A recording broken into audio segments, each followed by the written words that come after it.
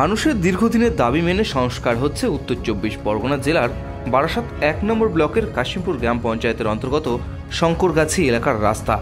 Bamangachi rail station থেকে ৩৪ নম্বর জাতীয় সড়ক সুরিপুকুর মোড় পর্যন্ত সুদীর্ঘ রাস্তার বেহাল দশার কারণে চরম ভোগান্তিতে ভুগতে হচ্ছিল ওই রাস্তার নিত্যযাত্রী এবং ওই এলাকার স্থানীয় বাসিন্দাদের। তবে ৭ই ডিসেম্বর সেই রাস্তার সংস্করণের কাজ হতে দেখা গেল এবং রাস্তা সংস্করণ হওয়ার ফলে খুশি স্থানীয় বাসিন্দারা। ৭ই ডিসেম্বর অর্থাৎ শনিবার বিকেল ৪:৩০ নাগাদ সাংবাদিকদের মুখোমুখি হয়ে কি বলেছেন স্থানীয়রা, আসুন সেটা একবার শুনে নেওয়া যাক। রাস্তা কাজ চলছে। এই যে রাস্তাটা, এটা শুরু হচ্ছে কোথায় গেছে?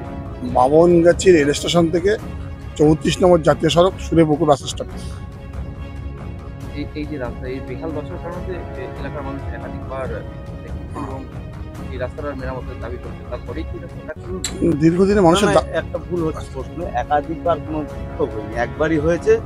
এবং আমাদের ভোটের আগে আমাদের ২৫ নম্বর জেলা পরিষদ যে দাদা নারায়ণদা ছিল, উনি আশ্বস্ত করেছিলেন যে এই রাস্তা করে দেবেন এবং আমাদের খুব একটা খাটতে হয়নি, উনি সব ব্যবস্থা করে দিয়েছেন। ওনাকে আমাদের অশেষ ধন্যবাদ।